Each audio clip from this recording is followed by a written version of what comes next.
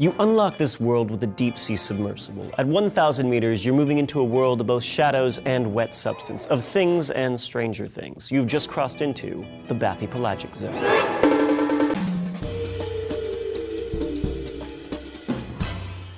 Hello there, landlubbers. Julian here for D-News. Until July 10th, 2016, the National Oceanic and Atmospheric Administration ship Okeanos will be over the deepest part of the Pacific Ocean, the Marianas Trench, working 24 hours a day, studying the ocean floor. And, luckily for you, you can watch the live stream and have the chance to see creatures no person has ever seen before. They'll be exploring areas of the ocean past the point where a little light gets through, called the mesopelagic or twilight zone, into a sea of constant darkness called the bathypelagic or midnight zone. Most of the volume of the world's oceans is in the bathypelagic zone. Even deeper than that, from 4 kilometers to 6 kilometers down, is the abisopelagic zone, aka the abyss. The Okeanos diving robots bottom out at 6 kilometers in depth, where most of the seafloor is, but the Marianas Trench can cut as deep as 11 kilometers. When you look at the life forms at these depths, the bathypelagic and abisopelagic might as well be another planet. Giant isopods, viperfish, gulper eels, glowing jellyfish, almost everything looks like a nightmare or a fever dream. Even shrimp that cluster around hydrothermal vents are oddly pale and ghostly. Why does everything look so weird down here? Well, like all animals, their environment plays a huge role in their evolution, and the deep sea is about as extreme an environment as you can find. The biggest factor is the pressure. For every kilometer you dive down, pressure becomes 100 times greater than the air pressure we experience on the surface. That means at the ocean floor, a body would have to withstand 600 times the pressure it would up here. To do that, it helps to be flexible, with soft bodies or cartilage that bends without breaking.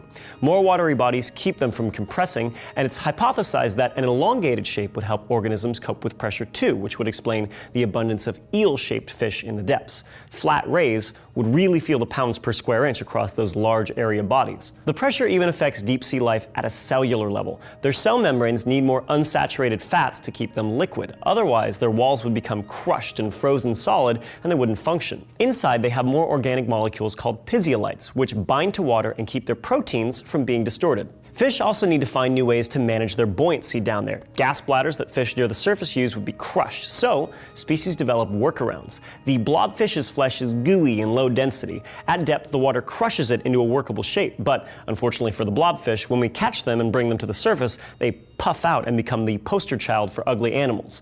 Other fish have fins so long they act as a tripod, allowing them to stand on the ocean floor. The long stilts sense vibrations and help them catch prey.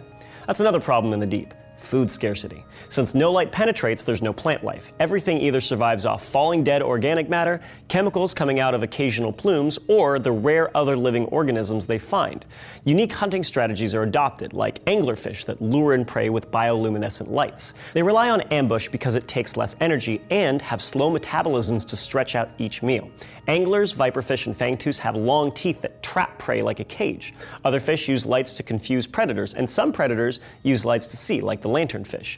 Many animals have given up on sight entirely, and they have non-functioning eyes or no eyes at all. While it's hard to see and find food this deep, it's harder to find a mate. To overcome this, some fish are hermaphroditic, so no matter what mate they bump into, they can reproduce. Anglerfish females release pheromones to attract tiny males. When a male comes along, it attaches himself to her, eventually fusing to her and providing sperm in exchange for sustenance. It's not a hospitable environment, but even at these depths, there's still life. Aside from some bizarre nightmare fish, there are also sponges, sea stars, squid, and crabs. No word on pineapple houses, though.